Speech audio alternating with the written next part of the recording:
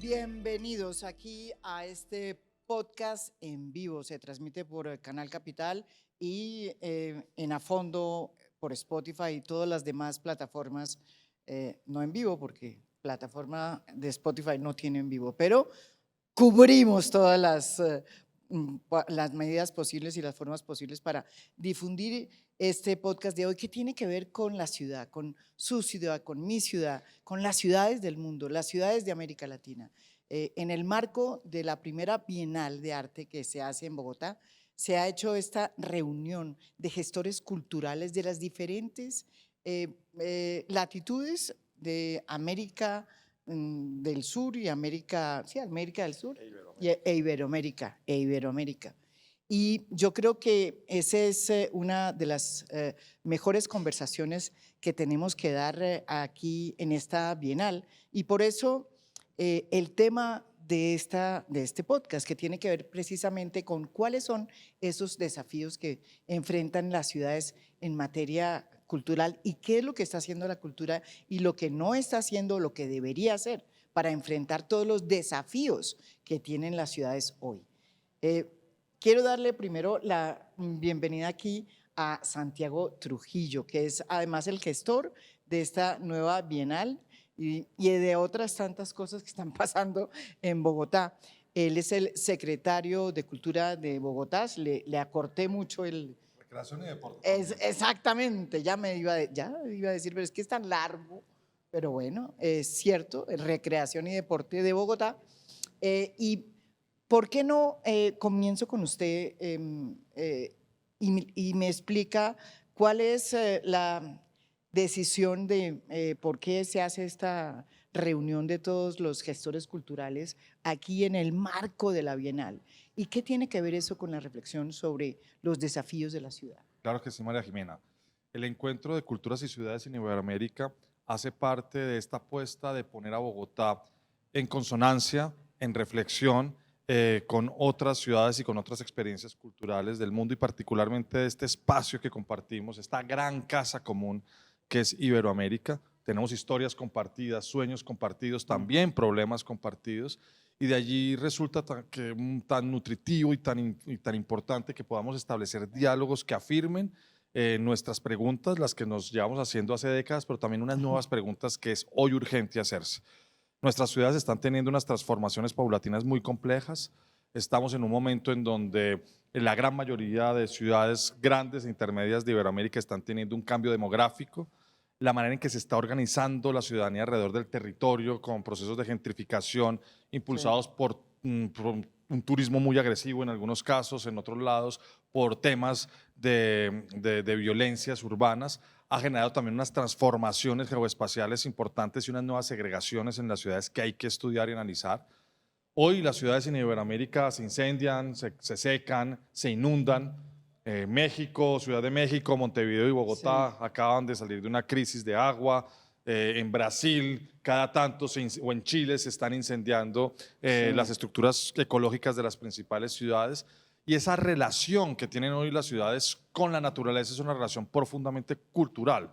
No es solamente un asunto de mediaciones de políticas ambientales, sino que hay todo un tema de comportamientos, de miradas, de imaginarios alrededor de cómo nos conectamos, en este caso, por ejemplo, con los cerros o con el páramo más grande del mundo, que lo tenemos aquí a menos de 2 kilómetros, o con los humedales. Y cada ciudad en sus geografías diversas, porque así es Iberoamérica, bella y diversa, tiene que enfrentar para este siglo XXI un reto de cómo construir una relación cultural distinta con su estructura ecológica principal.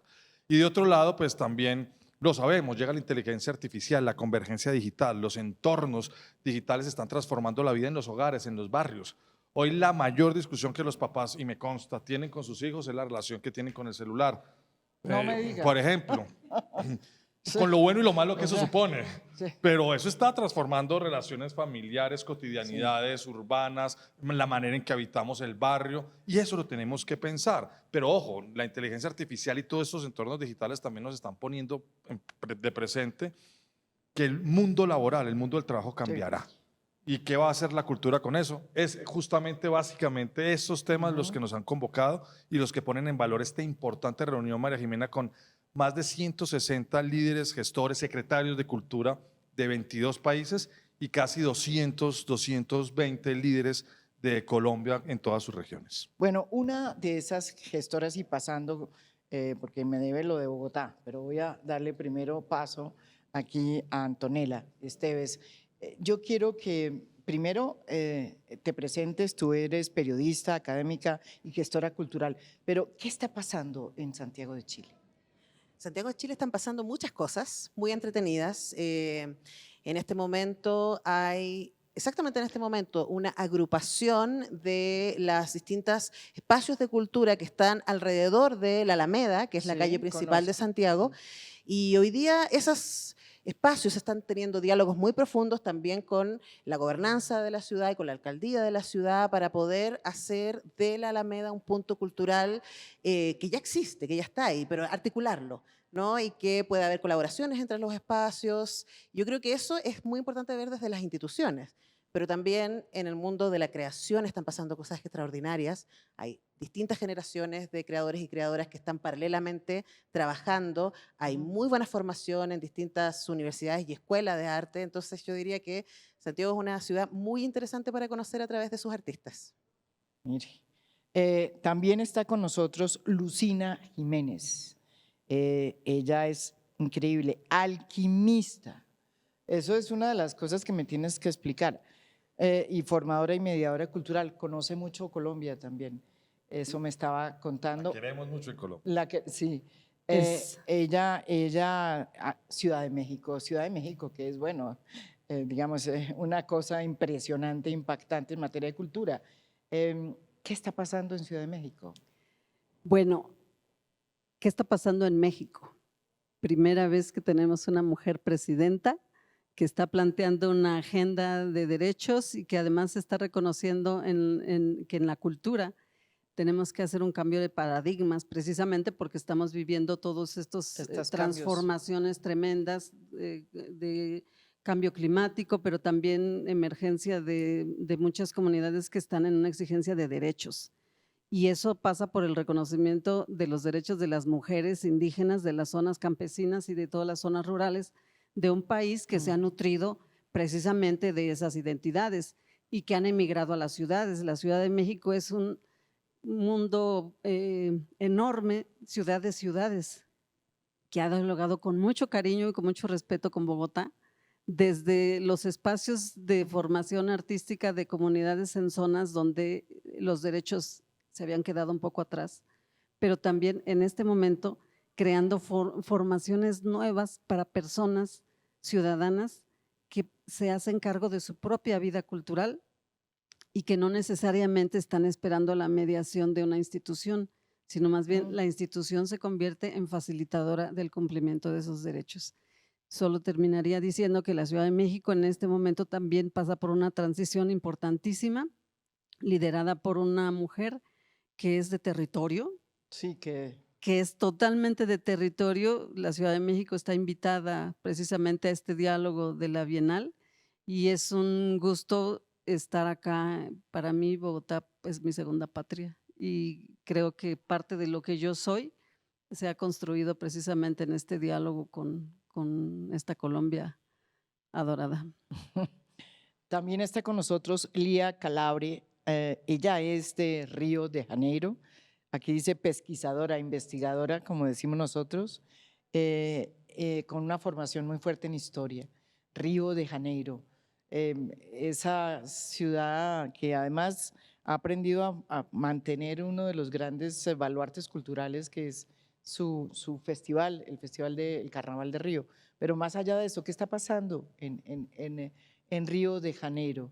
Esta es la parte bonita, ¿no? Después vamos a preguntar por lo que no está pasando o está pasando mal. Bueno, vou começar pouco como Jimena e falar pouco de que está passando em Brasília. Estamos retomando uma agenda de construção de políticas. Nós estamos a ponto de aprovar nosso segundo Plano Nacional de Cultura. Wow. E isso se desdobra para nós chamamos estados, né, ustedes e os municípios. Então, estamos em processo de reconstrução das políticas culturais. El Rio de Janeiro é uma cidade encantadora Sí. que que está no imaginário de todo mundo. É uma cidade com uma geografia fantástica. Mirava os cerros e, né, não há como não ser alguma referência que tem uma cultura muito pujante, que pulsa, que se regula, que se escapa a regulação. O Carnaval de Rio tem o espetáculo que vocês veem sempre, pero também tem os encontros e os grupos de los barrios e as resistências. Bueno, é uma megalópole e tem também muitos problemas, e depois falamos também dos problemas. É uma cidade com várias cidades, muitos centros e muitas periférias.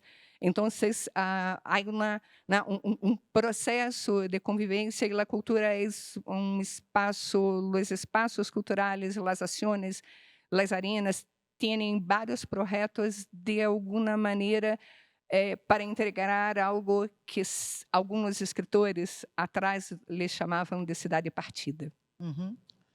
Bueno, y también está con nosotros otro gestor cultural, pero de Madrid, España, Marcos García. Hola. Bienvenido. Hola. Muchas Nos gracias. encontramos en el ascensor. ¿no? Exacto, de ahí nos conocemos. De ahí nos conocemos. Somos, pero viejos conocidos, desde hace unos como 20 minutos. Bueno, ¿qué puedo decir de la situación en España y en Madrid en específico, que es de donde yo soy?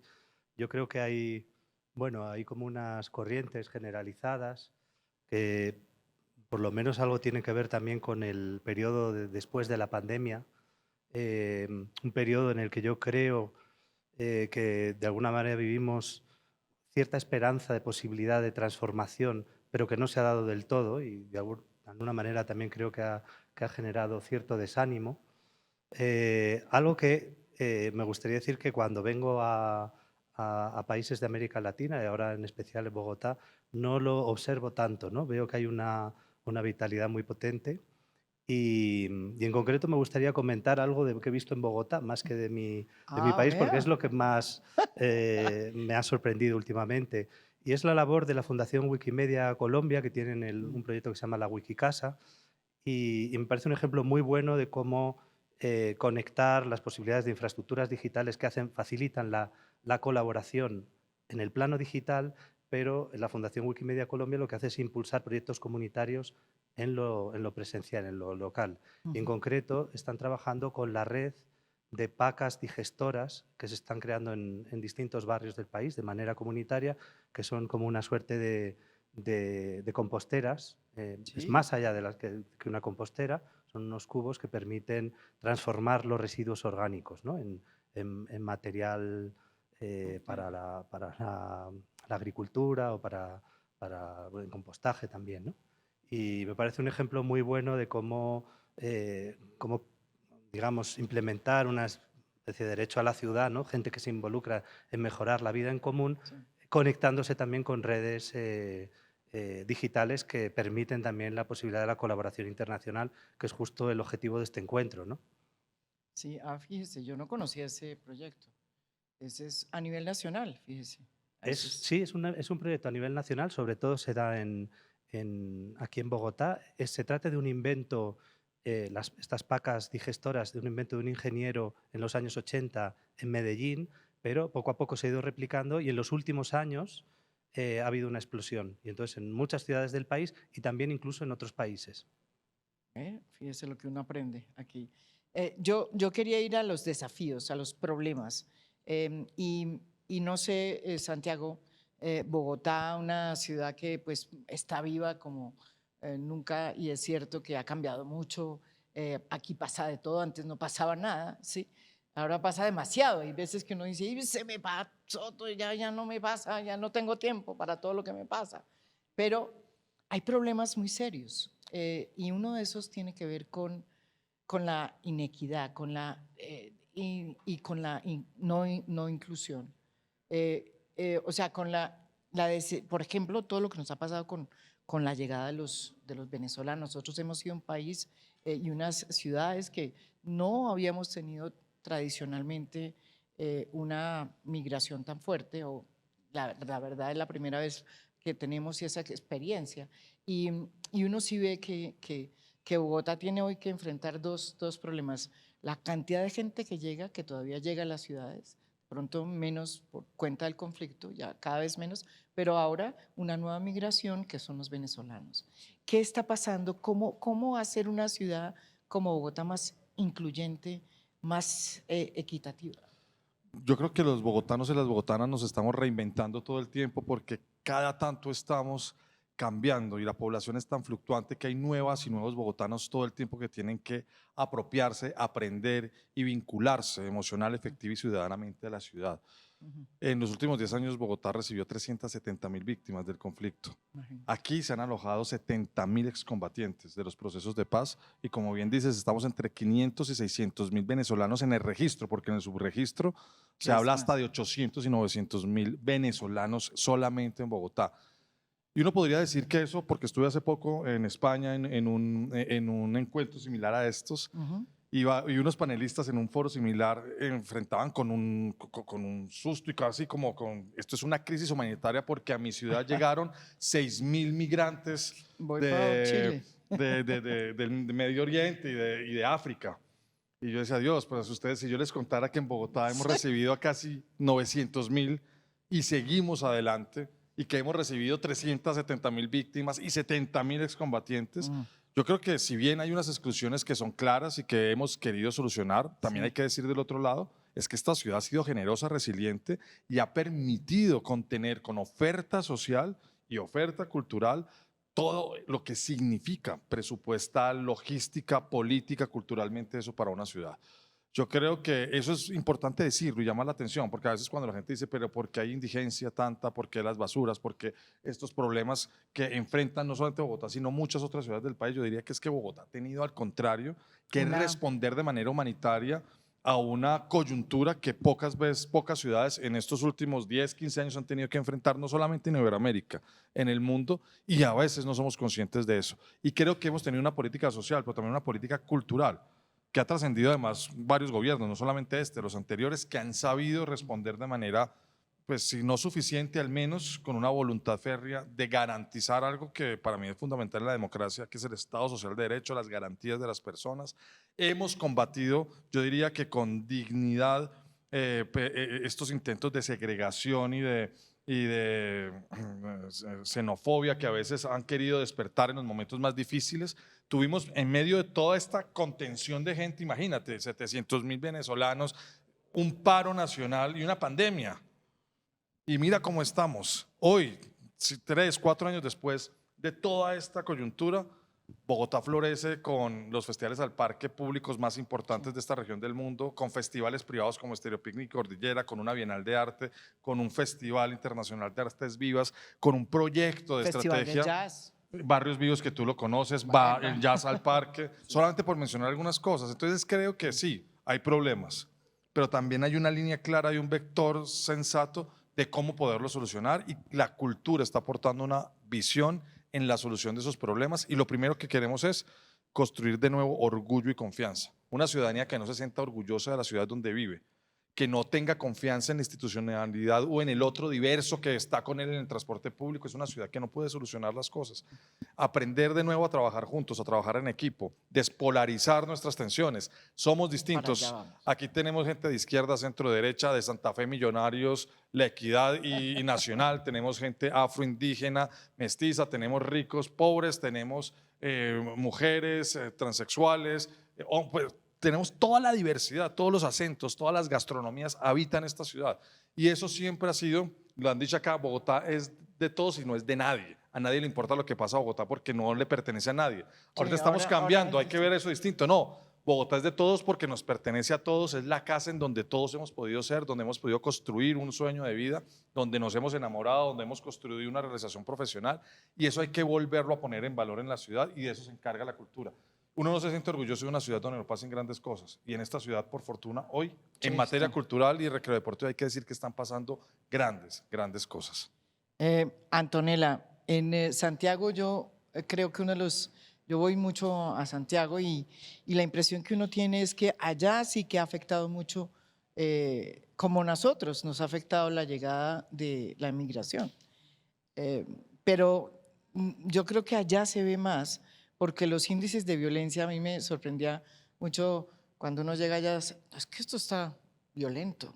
Los índices de violencia han subido y uno va a ver, son irrisorios. Realmente los índices de violencia en Santiago de Chile son muy, muy pocos. En Santiago estoy hablando y además en Chile. Nosotros vamos como al 20, creo que algo así por cada 100.000 habitantes, ustedes tienen 6 por cada 100.000 habitantes. Estoy hablando de una diferencia muy grande y sin embargo uno siente que el efecto que ha tenido eso es muy fuerte. Aquí pasó que incluso hubo un alcalde que salió a decir que los males que estaban ocurriendo en Bogotá, la violencia tenía que ver con los venezolanos. Y se gestó digamos, como una cosita de xenofobia frente a la migración venezolana.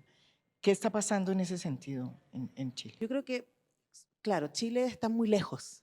Entonces no estábamos acostumbrados a recibir, excepto durante la época de los poblamientos hacia el sur, etcétera, que aparecieron la idea de los colonos, ¿no? Sí, sí, sí.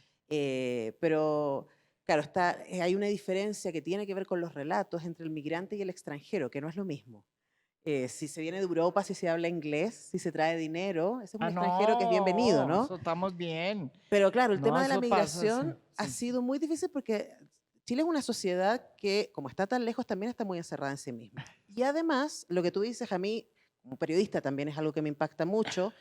Como acá tuvieron un alcalde que decía esas cosas, allá tenemos canales de televisión que dicen todo el día eso mismo.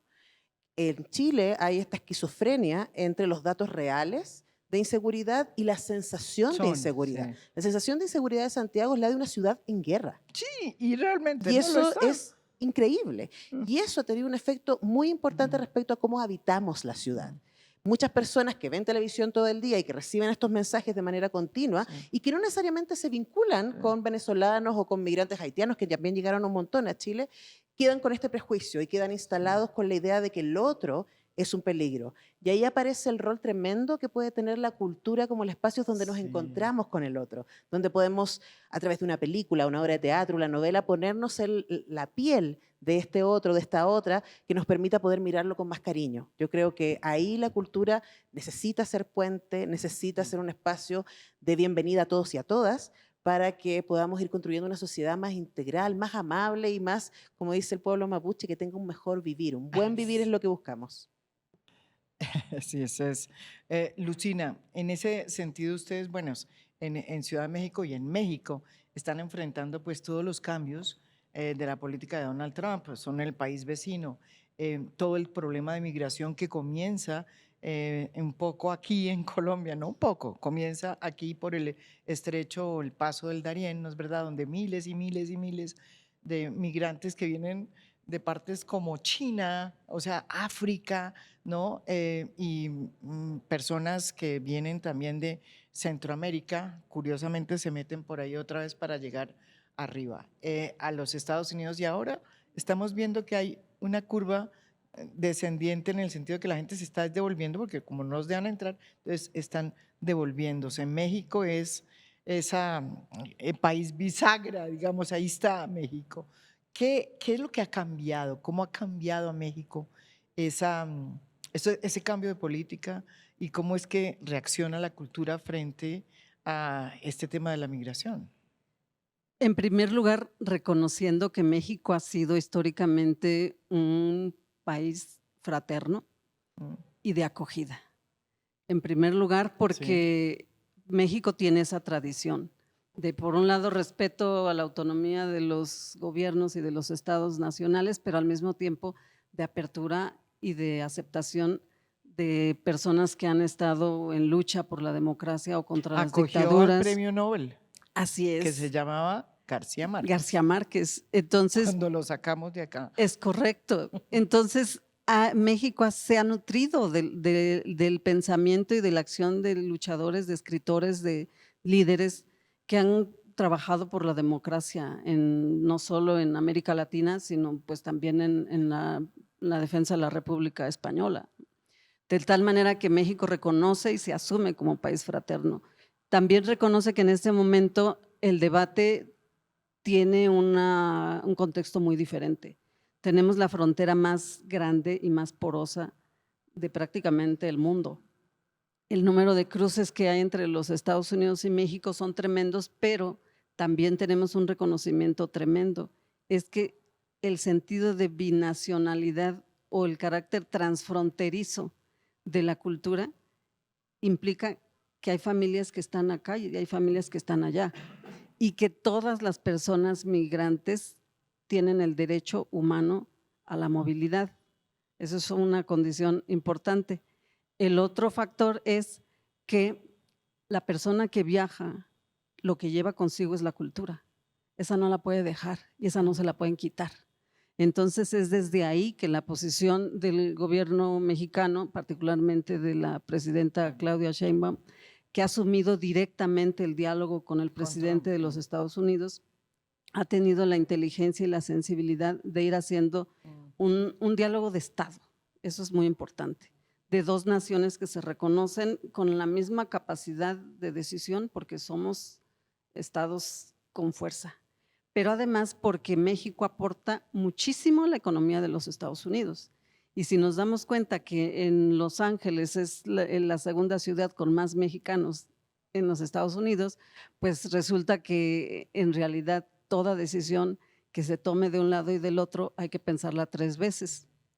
Y el otro elemento cultural que es muy importante es que se ha reconocido que la fuerza cultural de México está en los territorios, está en los pueblos originarios, está en las tejedoras, está en las mujeres artesanas que transforman la bioculturalidad, la naturaleza, el maíz, que es la base de nuestra cultura, y que es ahí donde hay que fortalecer las políticas de la cultura, ir al territorio, porque eso hace que se reconozca esa fuerza y al mismo tiempo, si hay una migración, pueda tener un espacio de acogida con una cultura más sólida. Por primera vez México está viviendo el reconocimiento de los pueblos originarios y afrodescendientes como sujetos de derecho. Eso lo que quiere decir no es solo que se les reconozca por la diversidad cultural, sino se les está reconociendo en su derecho de recibir recursos directamente y gestionarlos y decidir el destino de esos fondos. Eso es importantísimo en términos de gestión territorial del recurso cultural. Hay un programa que se llama Original, que es el reconocimiento de todas las prácticas artesanas, y lo que estamos haciendo es defender los derechos colectivos. Acabamos de tener una situación con Adidas. Adidas ofreció disculpas públicas en la cancha de deportes de la comunidad de Oaxaca, Yalala, Ayutla, donde reconocieron que efectivamente habían pirateado un diseño indígena y ahora están en otro tipo de diálogo. Termino diciendo que tenemos ahorita un programa de cultura, arte y migración que lo que está haciendo es incidir en la manera como entendemos en el territorio estas presencias. Y eso implica empatía, derechos humanos y al mismo tiempo espacios protectores.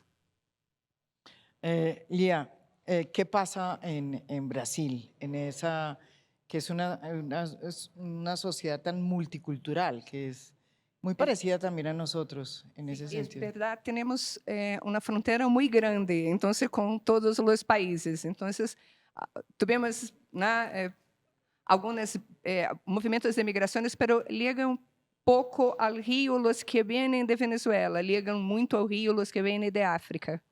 También, Então, ¿no? temos vários movimentos migratórios. É possível ouvir a gente falando em sua própria língua. Entre eles, temos muitos migrantes negros. Temos uma população negra muito grande, uma população afrodescendente muito grande. Desde a Constituição de 88, os direitos, o reconhecimento da gente está lá, pero é uma luta intensa, porque historicamente, quando se mira os estratos sociais, os afrodescendentes estão, em geral, nas camadas mais abaixo. Então, temos muitos problemas de violência, hoy tenemos campañas muito intensas por que a vida vale e que a vida de los afrodescendentes, do pueblo negro vale, que a vida de los indígenas vale. Brasil demorou muito tempo para reconhecer, em verdade, a cidadania dos indígenas. Bueno, estavam sempre muito tutelados. A Constituição de 88 reconhece a terra, pero estão hasta hoje em pelea com o Congresso para ter, em verdade, o reconhecimento desde sempre, e não só da Constituição para cá. Né? Algo que, bueno, se estavam quando se aprovou a Constituição, é tua. Se não estava, pero há os que foram desplaçados. Bueno, então temos, em verdade, é país que tem várias correntes migratórias, temos correntes migratórias também do Oriente, temos vários bairros, temos barrios chinos, é muito diverso. Chino, sí, el barrio chino de Sao Paulo es más grande que muchos barrios. Sim, não é verdade. Temos em verdade, quando se circula por el país, várias nacionalidades. Quando você vai ao sul, japoneses. Sim, os japoneses, incluso em la agricultura, que foram fundamentais. As ocupações. Em verdade, em início do século XX, houve uma campanha muito intensa para imigrações, que se veniram os alemães, os poloneses, os chinos, os japoneses, e mais cerca também os chinos. Então, temos várias organizações que, de alguma maneira, acorrem, em geral, os que vêm de los conflitos. Né, os que migram com parte da família e a outra não ha venido. Então, há trabalho bastante intenso para reunir as famílias, para, de alguma maneira, fazer com que a gente esteja bem, esteja empregado. Há várias associações e muitos grupos de jovens advogados para regularizar a situação da gente em país que é o mais complicado. Vea, ese es, yo quería hacer la misma pregunta a Marcos. Madrid, pues, es una ciudad de acogida de todos los latinoamericanos, pero también de los africanos, pues, de magrebíes, en fin, y no tanto Madrid, pero Barcelona, bueno, la parte que tiene frontera con el Mediterráneo. Uno hay veces se pregunta, las políticas digamos, ¿qué están haciendo las ciudades en Europa, caso de Madrid, para enfrentar estos desafíos tan curiosos? Porque por un lado Europa se cierra, ¿sí?, no a la migración, y por el otro, pues sí hay intentos, ¿no es verdad?, de acoger a ciertos inmigrantes, y ha habido una tradición, por lo menos a los inmigrantes latinoamericanos, en España siempre se ha dado esa apertura. Sí. Bueno, yo no soy experto en esta materia, pero sí que creo que las políticas migratorias suelen ser ambivalentes, ¿no?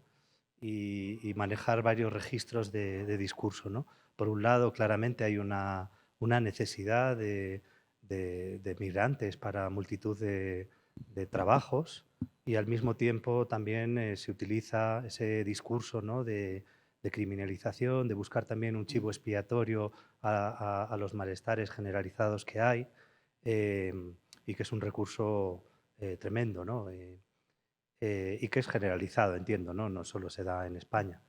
Desde el punto de vista, sí que me gustaría apuntar algo, desde el punto de vista de la cultura, y además hacer referencia un poco a la pregunta anterior que casi no contesté. En España se ha aprobado recientemente un plan de derechos culturales. Y yo creo que tiene un gran valor, ¿no?, porque los derechos culturales no serían solo los derechos de acceso a los bienes culturales, a que las personas puedan participar, pues, como beneficiarios, como espectadores, ¿no?, de contenidos que ahí se exponen o que se presentan, sino también de participar de manera activa en la vida cultural. Es decir, poder participar en los procesos de creación. Y en términos de convivencia en contextos de mucha diversidad, esto es muy importante, ¿no? Ujú. Porque digamos que la convivencia es un proceso de aprendizaje que se da en la práctica. Y ahí es donde la cultura creo que puede ofrecer esos lugares de encuentro, pero para el hacer colectivo, ¿no? Para el hacer colectivo, para llevar a cabo proyectos que buscan mejorar la vida de ese lugar, ¿no? Como por ejemplo esos digestores que comentaba antes, ¿no? Las pacas digestoras, que están abiertas a que cualquiera pueda participar, involucrarse en su construcción. Y en ese hacer juntos se producen vínculos entre personas que de otra manera a lo mejor no se habrían conocido. Entonces, para mí ese es el tipo de política cultural, de modelo de institución que me parece que hay que implementar en estos momentos. No, no tanto la difusión de contenidos, sí, que están bien, o sea, no quiero decir que eso no se haga, Sí, sino sí. también crear espacios de experimentación, de colaboración y de creación colectiva. Cuando yo los oigo, digo, bueno, perfecto, la cultura es ese sitio de conversación, Santiago, pero en este mundo, digamos, uno de los grandes desafíos, yo creo que de la propia cultura como herramienta es, miércoles, ¿cómo enfrentar este mundo polarizado? ¿Cómo lograr que la cultura no termine tragada por esa fuerza y por ese imán que está haciendo la política que polariza? Las sociedades que terminan totalmente divididas a través pues, de la influencia de las redes y evidentemente de todas las nuevas tecnologías. Pero, ¿cuál es entonces el papel de la cultura? Bueno, yo diría una frase muy corta y es que muchas veces lo que la política fractura, divide, fracciona, la cultura lo puede unir, lo puede amalgamar, lo puede convocar. Obviamente no creo, y ayer lo decía en las palabras que me correspondió dar, seguramente unas palabras que buscaban un equilibrio en un momento tan polarizado. Eh, la cultura no podemos romantizarla, no soluciona todo, no lo transforma todo, no es tan importante para tantas personas como nos lo imaginamos. Hay mucha gente Es que ha correcto. decidido alejarse de la cultura, que ha normalizado no volver al teatro, no leerse un libro, que ha normalizado entender que su condición o de clase o su condición étnica o de no es una condición cultural, sino que es básicamente una suerte de estado natural de las cosas. Y yo creo que eso llama la atención, porque lo que las políticas culturales tienen hoy que recuperar primero es un estado de realidad. Está muy bien tener utopías, construir idealismos que nos lleven hacia un horizonte de una promesa que a veces llega, pero, o que casi nunca alcanzamos. Pero creo que ahorita no solamente el arte y la cultura se tienen que encargar de nombrar lo imposible, como nos decían en los 80. Yo creo que ahorita lo que tiene que encargar es de gestionar lo posible, porque lo que está sucediendo es que, pienso yo, la llegada de proyectos o de derivas autoritarias o de regímenes clientelares que desvalorizan el sentido de lo democrático en Iberoamérica no tiene que ver solamente con un fracaso de la política. Tiene Sino que de la ver sobre cultura. todo con un fracaso de un proyecto cultural que Sí, también. le hubiese dado a la democracia un lugar, digamos, mucho más allá de ir a unas elecciones cada 4 o 6 años y descifrar en ese ritual democrático las decisiones fundamentales de nuestra sociedad. No, las derivas autoritarias y populistas que llevan y que depredan la democracia en su sentido más potente del debate público, de lo diverso, tienen que ver con que la cultura, creo que no es, o sea, tiene que tomar posiciones y está muy bien que lo haga. Y tiene que hacerlo, Sí. porque la cultura también es un acto político. Pero me gustaría más pensar en la política como un acto cultural. Si esta sociedad escuchara cada vez menos a los políticos, que respeto ese debate porque es parte de esa democracia, y escuchar un poco más a los filósofos, A los a los intelectuales, historiadores, a los artistas, a los sí, gestores, a las- estaríamos menos enfadados con el mundo. O si tuviésemos que enfadarnos, no tendríamos que estar tan polarizados porque podemos estar en desacuerdo nosotros acá, pero vamos a ser amigos siempre. Y creo que esta sensación de estrés, de enfado, de polarización, en donde el que piensa distinto es un enemigo y no un amigo que piensa distinto, es lo que nos ha llevado en el debate público a sentir ya de entrada que si eres de izquierda te odio por ser de izquierda, o si eres de derecha te odio por ser de... O sea, odiamos al otro en tanto lo que no es parecido a mí. Entonces nosotros mismos rechazamos todo el tiempo el algoritmo que nos segmenta y nosotros mismos ya estamos segmentando segmentados. y llevamos mucho tiempo segmentándonos, autoexcluyéndonos los unos a los otros. Y esto es un poco eso, un encuentro en donde hemos querido convocar gente que tiene distintas procedencias Visiones. ideológicas, regionales, distintas visiones de la cultura. Yo ayer dije un par de frases que esto no le va a gustar ni aquí, de aquí, pero me parece que es importante hacerlo porque creo que quienes hemos transitado en este debate, nos hemos encontrado muchas veces en el Foro Iberoamericano para hablar de nuestras tragedias, tenemos que dejar de sentir que solamente lo que nos corresponde es resistir, que solamente lo que nos corresponde es hacer una proclama sobre todo lo que el Estado o las sociedades no nos da, sobre la falta de presupuestos que tenemos, que hay que hacerlo y tenemos que seguir haciéndolo, pero no puede ser lo único.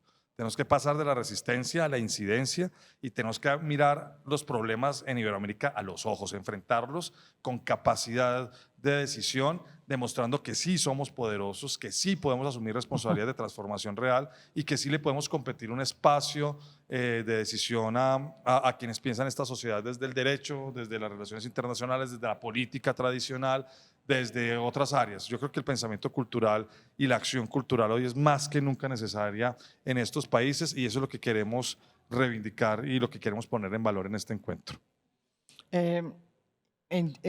Solamente por poner un ejemplo, en Chile está a puertas de tener un nuevo presidente y lo más probable es que gane uno de los candidatos de la derecha. Culturalmente, ¿eso qué significa? ¿Qué está pasando? Significa que no lo hemos hecho bien.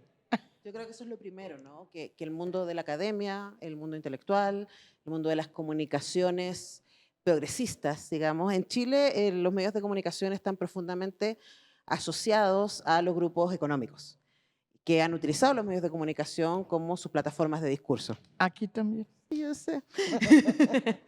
Y no es casual que las ultraderechas estén hablando de la batalla cultural. Es muy interesante. Es que eso es muy interesante lo que se está... Es muy interesante. Hay sí. Porque finalmente estamos hablando de valores, estamos hablando de qué es lo importante.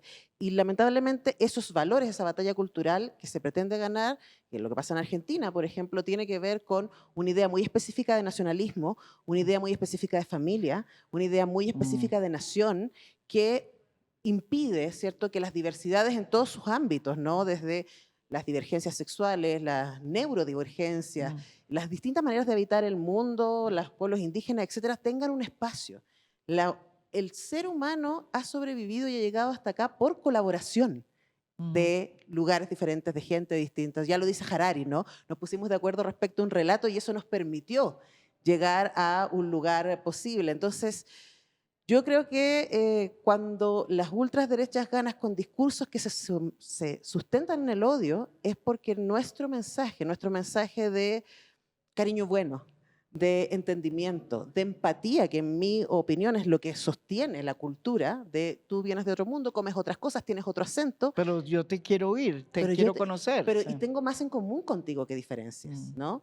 Yo creo que hay un trabajo tremendo y que quienes trabajamos desde la cultura y creadores y creadoras, hoy día más que nunca, me encantó lo que dijo Santiago recién, no solamente tenemos que resistir, tenemos que incidir. Claro. No es momento de guardarse, no es momento de deprimirse, es momento de dar la pelea y de crear. Y de incomodar, porque la cultura tiene que incomodar. Pero ¿o no? también, María digo yo, Jimena, en su mejor manera. Sí, yo creo, pero ¿no? también es tiempo de ser tiernos frente a esa odiosidad, frente a esa hostilidad. Creo que, como han dicho muchas veces, la ternura es revolucionaria. Y creo que es un lugar importante para la creación y para la cultura. Lucina, usted, acá nosotros no tuteamos y no hay veces, como dice. Ahora acabo de pasarme al usted. Y yo le quería hacer esa reflexión. Un país donde tiene esa carga cultural tan fuerte como México, que inevitablemente uno lo siente y es yo creo que uno de sus grandes baluartes. ¿Cómo incomodar? ¿Cómo hacer que no se vuelva parte de los políticos de turno, digamos, ni de la izquierda ni la derecha, sino que la cultura realmente sirva para crear estas conversaciones, establecer relaciones, cruzar puentes con el distinto, con el diferente. ¿Cómo se hace allá con Pues esa nueva realidad que es también distinta? O sea, es una realidad que abre muchas fronteras, pero mucha gente también dice, hombre, hay en ese partido, en la Partido Morena, hay gente muy radical, entonces no se pueden cruzar conversaciones. Eso dice mucha gente, pero de izquierda o derecha. Pero ¿cómo hacer que la cultura no quede ahí metida entre es el que sándwich? la cultura y las artes no tienen partido. Son el espacio del diálogo y también el espacio de la contradicción, son el espacio también de la discrepancia. Y respetar eso implica absoluta libertad de expresión, estés o no estés de acuerdo con un lado o con el otro, porque el tema no es partidizar, sino más bien ejercer desde una visión pública del bien común aquello que implica transformarse. Ahora, de ahí viene lo alquimista, en la definición. Ah, qué bien, eso sí me gusta que me Precisamente explique. porque ahí vamos en el plano personal y regreso a lo público. Yo trabajé muchos años en Ciudad Juárez, en los años duros, donde el territorio lo que demandaba era una mirada de ternura amorosa para autoprotegerse, pero al mismo tiempo para pintarse de otro color, de otros muchos colores que no fueran los colores de la muerte, de la pérdida de vida de las mujeres, que no eran muertas, eran asesinadas. Es distinto, Sí. ¿verdad? Entonces, ahí aprendí el valor de la existencia de la institucionalidad como esa puerta de diálogo ciudadano con quien haces interlocución para convenir cómo construir o Como cómo barrios reconstruir vivos, el territorio. Pero eso no lo puedes hacer solo en estricto sentido. Es un profundo acto cultural, pero que requiere de muchos otros ingredientes, de muchos otros componentes que tienen que ver con temas de seguridad. Me tocó dialogar con la policía, tienes que hacer un trabajo estrictamente colectivo, además pensado desde la salud, pensada también desde la salud mental, en particular una sociedad que estaba en guerra. Y por el otro lado, cuando tú tienes la posibilidad de trabajar en la sociedad civil, entonces ves el espejo, ¿no? Y ves si las instituciones están en ese diálogo o no. Pero hoy tengo una responsabilidad pública. En este momento estoy estructurando una nueva dirección general en el gobierno federal mexicano, en la Secretaría de Cultura, que es precisamente una dirección general de formación en gestión cultural. ¿Por qué? Porque ante los cambios tan tremendos que está viviendo el mundo, los batidos de guerra, la confrontación, la transición de los medios hacia modelos de negocio donde la violencia forma parte de sus componentes. Invertir en violencia es un negocio. En donde por el otro lado encuentras que las expresiones artísticas necesitan esa libertad, pero el reto es la sostenibilidad. Entonces, la alquimia viene de todo aquello que estamos teniendo que conjuntar para poder hablar desde lo cultural con pertinencia a este momento. Y solo quiero poner un ejemplo pequeño. En este momento, la primera acción que hicimos con la secretaria Claudia Curiel, que es una mujer muy abierta a todo esto, impulsora de esta visión, es formar en recursos bioculturales, la gestión de los recursos bioculturales. Entonces resulta que están conversando líderes de comunidades y pueblos originarios, biólogos, psicólogos, médicos, personas que están haciendo legislación y aquellos que están en los organismos internacionales que están buscando cómo responder con nuevos marcos normativos. Para mí eso es una alquimia, es poner todos aquellos elementos que hoy en día tengan que responder a estos retos y no son estables. A veces la fórmula la tienes que cambiar porque el día que se convierte en una fórmula estable quiere decir que quien ya no es pertinente es quien está planteando la fórmula. Entonces la alquimia tiene que ver con eso y la mediación también porque en un nuevo concepto de Estado y de lo público es más pertinente convertirte en un facilitador que en sustituir la iniciativa ciudadana. Y finalmente lo de formador, porque pues eso la vida ahí me ha puesto. Entonces, Pero ya entendimos lo de la alquimia, pero sí, bueno, pues muchos, también usted es un alquimista. Somos alquimistas, no he encontrado el oro, pero ya sé, tal vez nunca lo encontremos, pero lo más bonito es buscarlo. O sea, eso es, esa es una de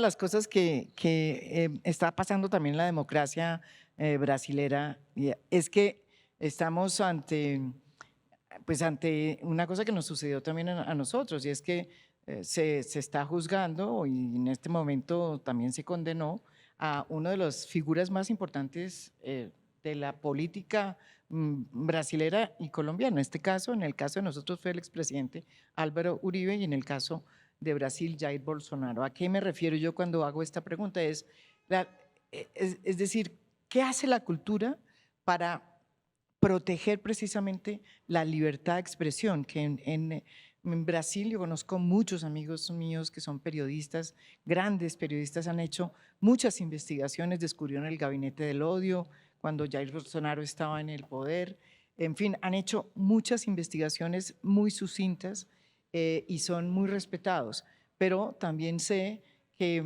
ese es un valor, que es un valor propio de la cultura, ¿no es verdad?, de la cultura democrática, que de pronto que lo tenemos ahí como muy normal por ahí, y hay veces se nos está evaporando. Y siento que no solamente está pasando eso en nuestros países, sino bueno, en el sitio más importante que es en los Estados Unidos.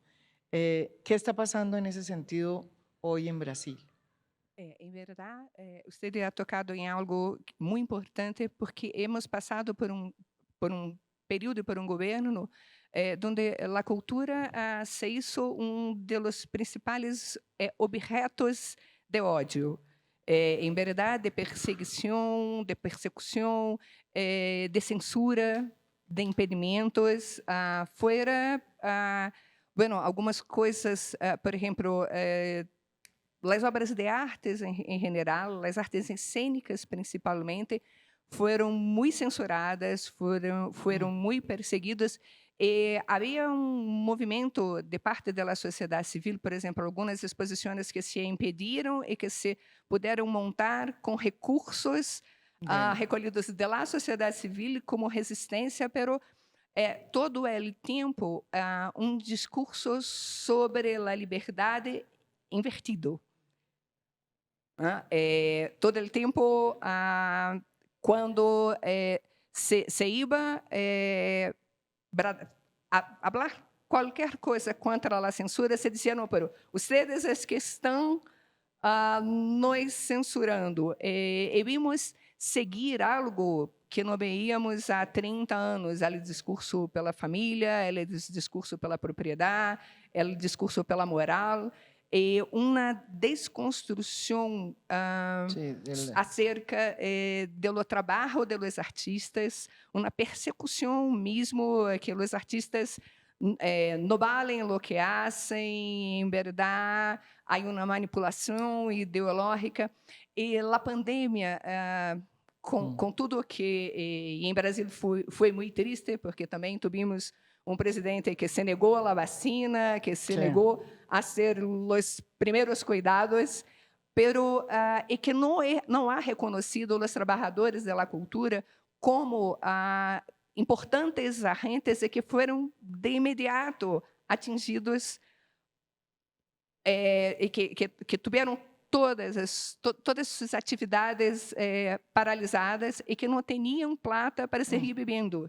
Víamos o tempo todo, tanto os artistas quanto os técnicos, bueno, então, a pandemia, de uma certa maneira, reorganizou o setor cultural, de maneira a tentar, então, com os legisladores, com o poder legislativo, aprovar o que foi a primeira lei Aldir Blanc e outras leis que puso, que por la primeira vez se dio à área de cultura, um pressuposto muito mais grande que havíamos tido hasta entonces.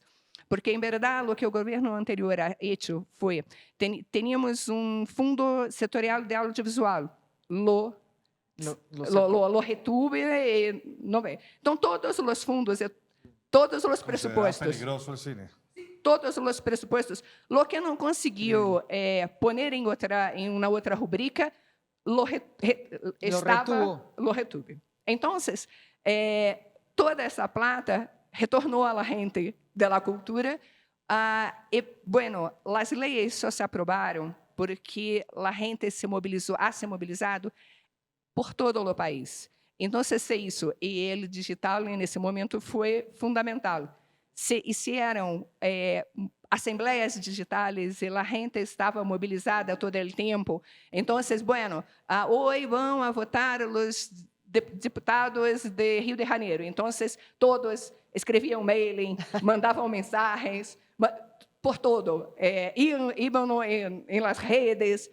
E isso, o resultado foi que tivemos a lei aprovada em verdade, por maioria, por um acordo entre as lideranças, sim, entre os liderazgos políticos. Não foi nem a votação em plenário.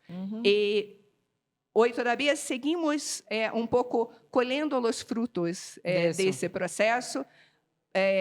Bueno, digamos que dos projetos mais importantes para isso foi os Puntos de Cultura, o programa Cultura Viva, que tinha uma prática de mobilização. Então, salen à frente, pero os artistas em geral, muitas vezes que nunca estiveram organizados em los fóruns que se chamava, puderam perceber pouco a importância e o valor e o poder de estar junto. Pero em nossas cidades, em nossas megalópolis, em nossas vidas cotidianas muito corridas, é muito difícil manter esse sentimento de militar junto todo o tempo. Pero em Brasil, hoje, porque, em verdade, os grupos de ódio se estão instalados por todo o campo, é fundamental para que os grupos, os coletivos, as comunidades, as periférias, as ações coletivas são fundamentais para garantizar que os recursos, as platas, os pressupostos cheguem hasta onde devem chegar, porque, em verdade, são pressupostos para todos, a cultura cidadã diz respeito a todos. Então, estamos em momento muito complexo. Nunca tivemos, porque enquanto a Argentina e outros países, o Chile, as anistías não foram amplas e restritas, em Brasil foi. Nunca se puso os militares em los lugar de los réus. Então, temos muitas expectativas como vai passar e como vai se fortalecer nossa todavia frágil democracia frente a lo que passa. Está tudo muito agora. Sí. Marco, yo entiendo que tú has trabajado con el Centro de Memoria Histórica de Colombia y si hay algo que tiene una relación muy estrecha con la cultura es la memoria, ¿sí? La memoria para nosotros en Colombia es una cosa relativamente nueva, pero creo y me atrevo a decir que hemos sido el país que más ha trabajado la memoria, ¿sí?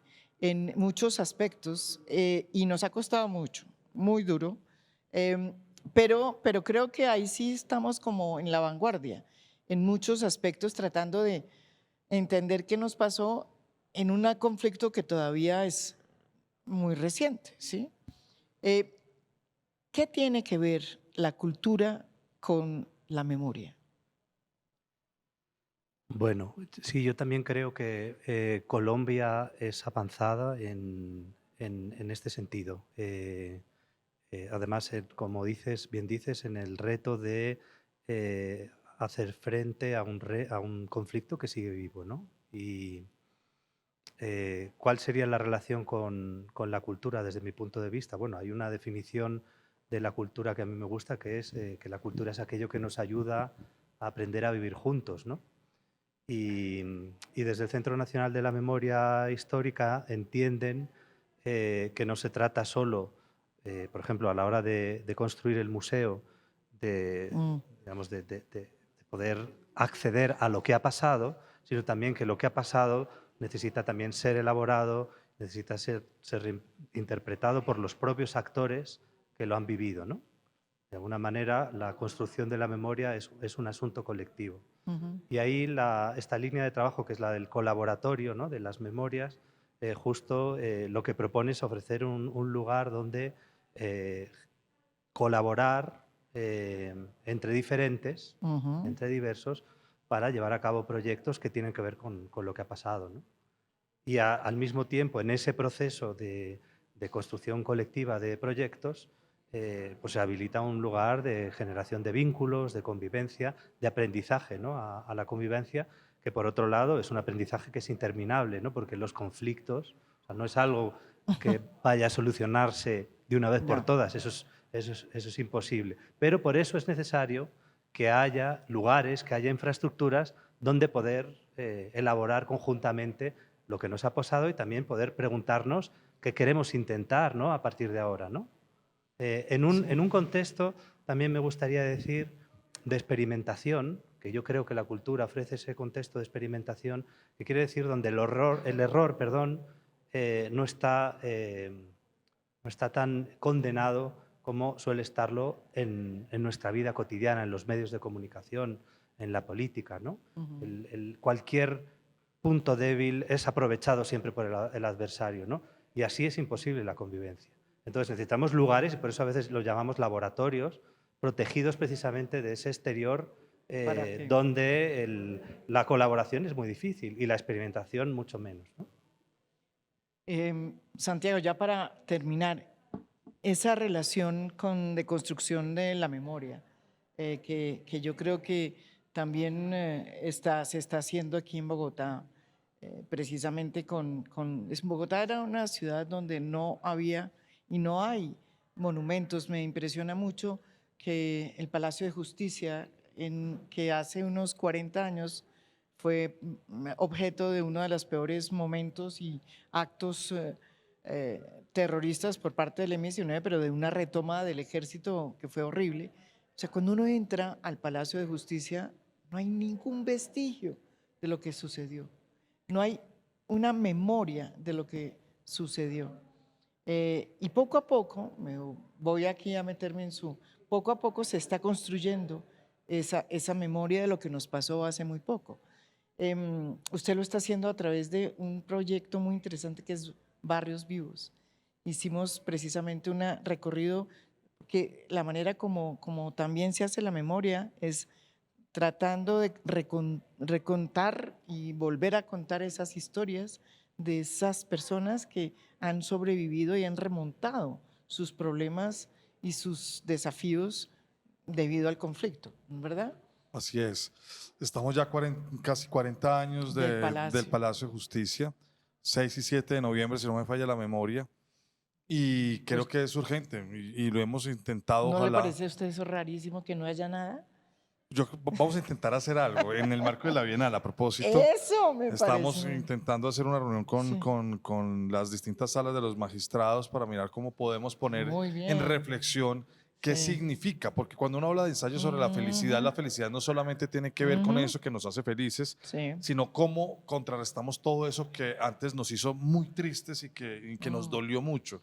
Y reconciliarse con la memoria es también un acto de convivencia y de felicidad, sin olvidar, por supuesto, porque no se trata de repetir lo que ha sucedido, con una enorme capacidad de resiliencia y perdón cuando el dolor lo permite, porque también respeto a quienes el dolor no les permite perdonar el dolor que recibieron de sus victimarios, pero ojalá esta sociedad pueda perdonar y pueda perdonar a través de procesos asertivos, de construcción afectiva y efectiva de la memoria.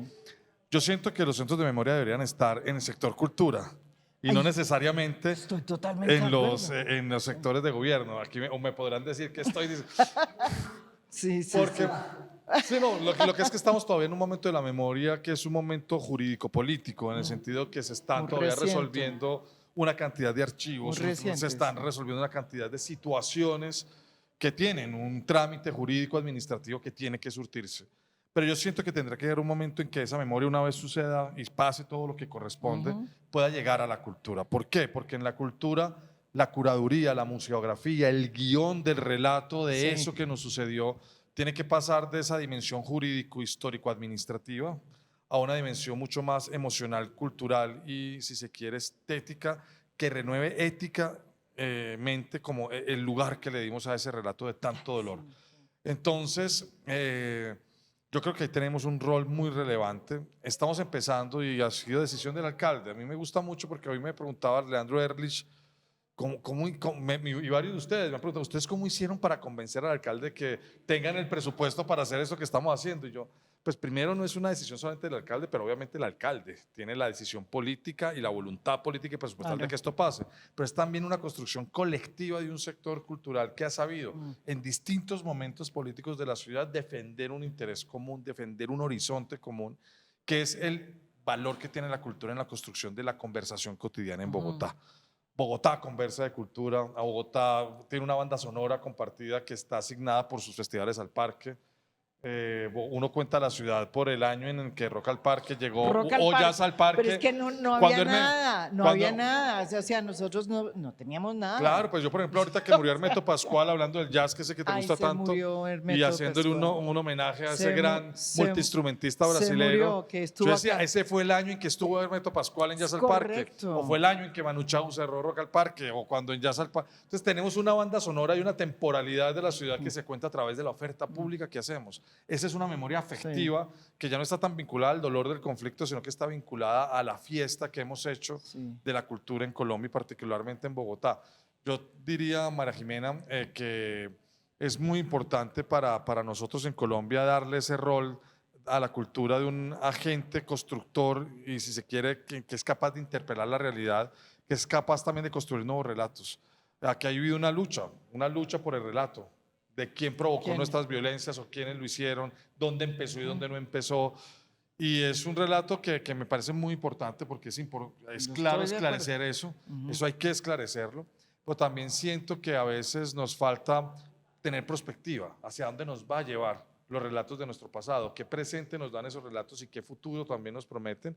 Por eso tenemos una escuela de futuros en este proyecto cultural de la ciudad hoy, y es pensarnos el futuro de la ciudad primero desde un juicio crítico, pero también emocional y sensible de nuestra historia, de nuestras memorias comunes, pero sobre todo entregarle la construcción del relato de nuestros futuros, ya no solamente a los planeadores urbanos, no solamente a los abogados, economistas, que está muy bien que proyecten sus futuros, sino también que el pensamiento artístico y el pensamiento creativo pueda incidir directamente en cuál es el futuro que soñamos. Juan Gabriel Vázquez ayer decía, y me gustó mucho en sus palabras de apertura de este encuentro, que en el siglo XVI nadie concebía la igualdad y la equidad como una cosa posible entre los seres humanos y que los derechos humanos era como una suerte de entelequia extraña que podía decir 4 o 5 locos, no sé, perdidos en el cepo de las plazas principales de las ciudades de aquella Europa.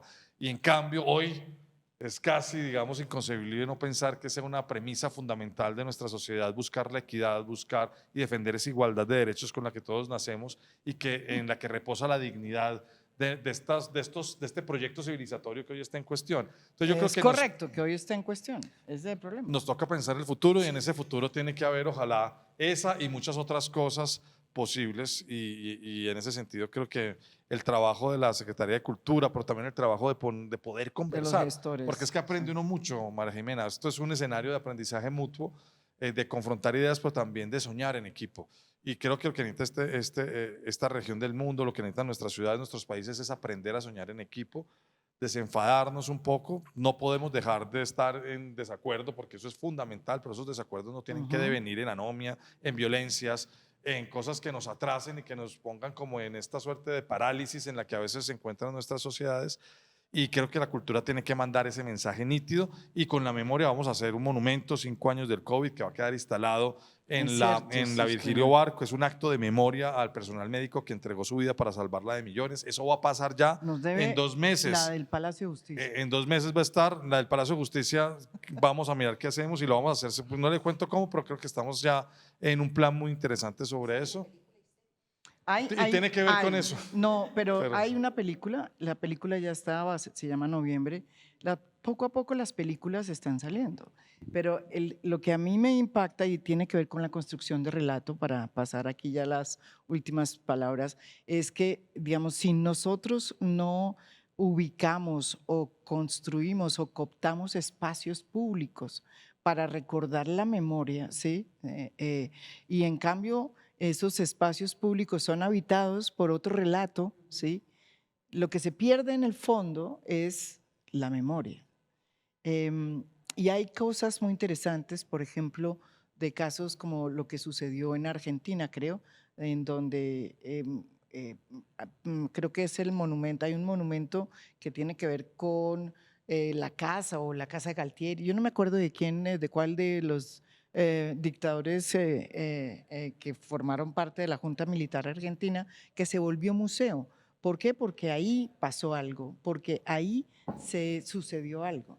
Esa construcción de relato, ¿cómo ha sucedido, por ejemplo, en Chile, donde ha habido tantos dramas? O sea, yo creo que la memoria siempre va a ser un terreno en disputa, porque nos Exacto.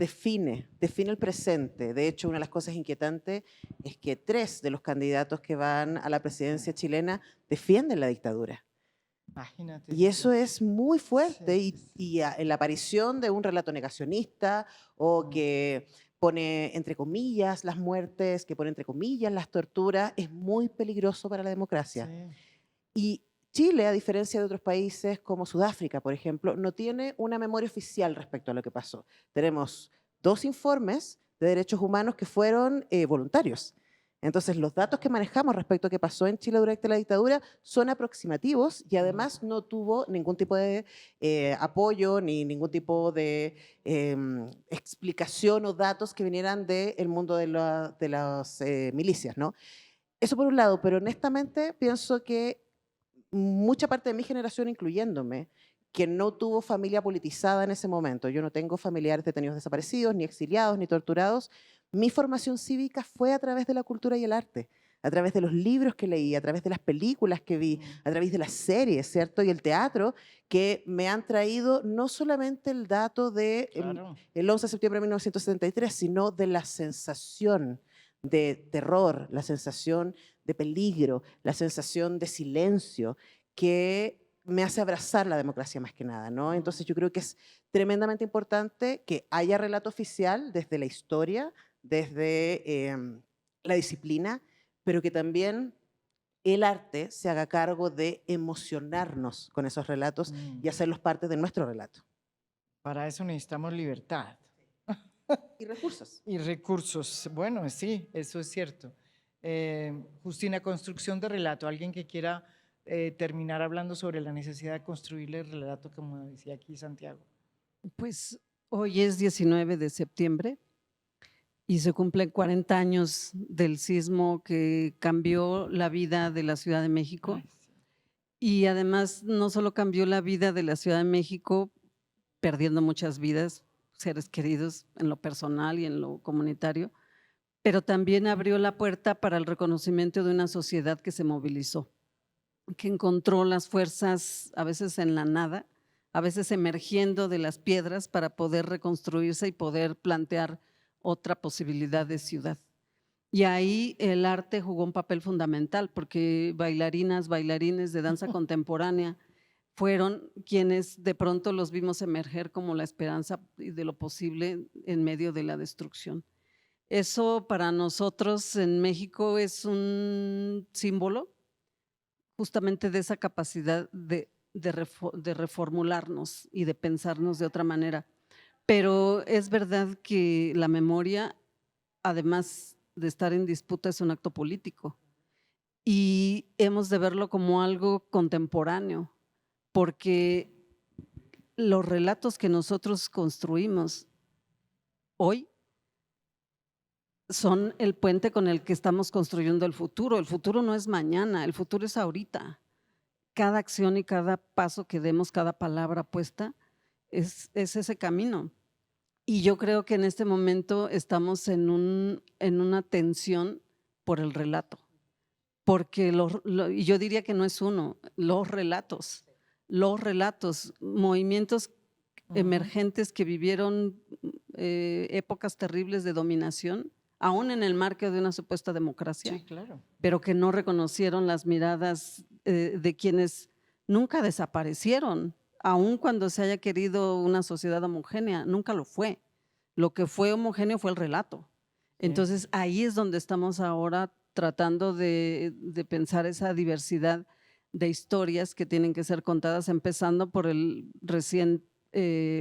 reciente celebración de la independencia de México, donde ya no solamente son los héroes de la patria, son las heroínas, aquellas que nunca fueron nombradas, aquellas que dejaron de tener a veces vida para guardar la secrecía de quienes se estaban levantando.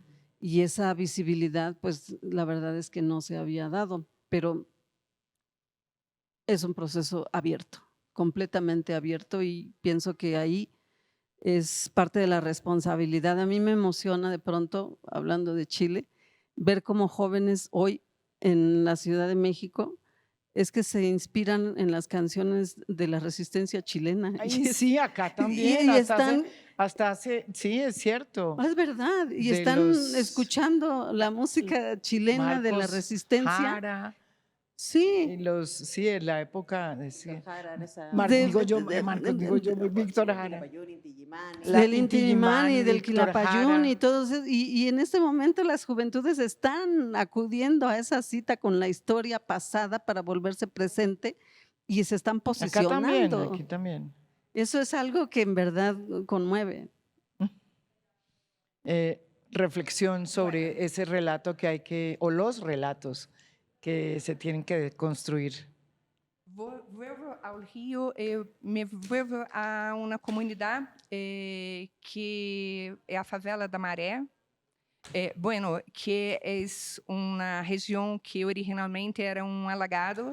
Bueno, não sei como chamam aqui, eram palafitas, casas Es com un palafitas. palafitas. Sí, sí. Igualito a la Igualito. misma palabra. Que a gente, e nadie tinha coragem de dizer que vivia lá, porque era não lugar, em verdade, porque eram muito pobres, muito discriminados.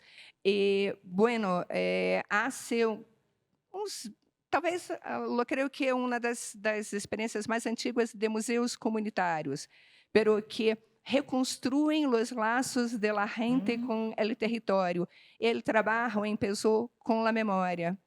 A chamar la gente e pedir que falassem sobre seus recuerdos, como era a vida, como era a sociabilidade, sobre se tinham fotos, se tinham músicas, se tinham contos, se tinham histórias, e se puso a registrar toda a dinâmica. Isso é feito por jovens.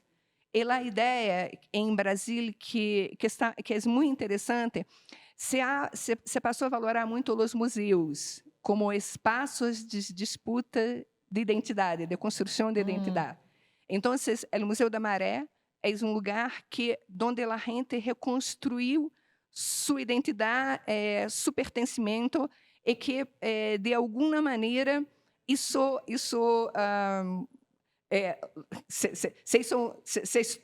se passou a estar em paz com o território, e que reconhecendo que tem cidadania, que tem cultura, que tem os saberes, que tem as práticas, e que os laços de solidariedade e os laços de vizinhança são fundamentais para que estejam vivos. Em verdade, porque é uma área muito violenta. É interessante pensar que a memória foi o fio condutor da reconstrução da cidadania da gente em lugar. Então, o poder da memória para as comunidades, reconstruindo, retrançando todos os laços da gente com seus lugares. Ya para terminar, porque creo que nos están diciendo que se nos está acabando ya el tiempo, porque esto está... Estuvimos muy inspirados. ¿Pero por qué? Porque pero fíjese, hemos estado hablando 1 hora y 10 minutos, 15 minutos sobre la importancia de la cultura. No, en pero vivo. en vivo y en directo, como dicen. Y yo ya para terminar, yo diría, bueno, la cultura es importante por todo lo que ustedes han dicho, pero yo como soy periodista y no soy política y bueno, no soy muy gestora todavía, gestora cultural tampoco lo soy, yo siento que estamos en un momento muy difícil, muy complicado y estamos cambiando paradigmas, estamos cambiando y lo que uno siente es que el desafío es mucho más grave. No es el mismo desafío de antes y en este momento la construcción de relatos, la construcción de valores que tengan que ver con la democracia, ¿sí? Con la identidad de los pueblos, con la identidad de las minorías, pues está como nunca en peligro. ¿Qué es lo que va a hacer la cultura? O sea, ¿qué van a hacer ustedes como gestores culturales? ¿Cómo lo sienten? Esto es un momento en que nunca yo me imaginé que íbamos a vivir. ¿O estoy exagerando? Oh, muy bien, es una pregunta importante. Yo estaba pensando en qué responder en relación con el relato y la memoria. Ha sido un giro inesperado, No, porque tú comenzaste. pero bien, bien. Bueno, pero quizás desde ahí la Acepto el respuesta. Yo reto. comencé. yo- Los últimos serán los primeros en recibir una pregunta En inesperada. realidad ha tendido el espacio de diálogo pero que no vuelve porque a yo comenzar. comencé contigo. Bueno, para mí yo creo que es importante, precisamente recogiendo unas palabras, yo creo que todos lo habéis dicho, pero Santiago ha hablado del problema de la segmentación, de la compartimentación, que muchas veces hace difícil la convivencia y la relación porque se generan distancias, ¿no? Distancias que muchas veces son artificiales. Y en el caso de la cultura, si bien yo creo que podemos identificarla como un campo, como una disciplina, incluso como un sector, yo creo que el reto de los gestores culturales es no quedarse solo ahí, ¿no? Y entender que las necesidades de experimentación, de invención, de colaboración, de creación, son básicas para todos los humanos y que se pueden dar en todos los ámbitos de la experiencia. Y ahí es donde yo creo que está el reto, ¿no? Que el ámbito de la cultura no sea un ámbito competencial más. Ya, que no nos a codazos, Exacto. no nos demos codazos. Exacto, porque al final se acaban generando competencias entre unos y otros, ¿no? Bueno, eso también es difícil ahora. Yo lo que pasa es que estoy muy pesimista hoy, pero bueno, de pronto no. Santiago, Una frase. cada uno. Pero bueno, entonces vamos de allá, de allá para acá. Yo tengo una frase además para acompañar a María Jimena en su pesimismo. Ajá. Parte de la conversación de esta mañana, Ángel decía que estamos frente a un bosque oscuro, ¿cierto?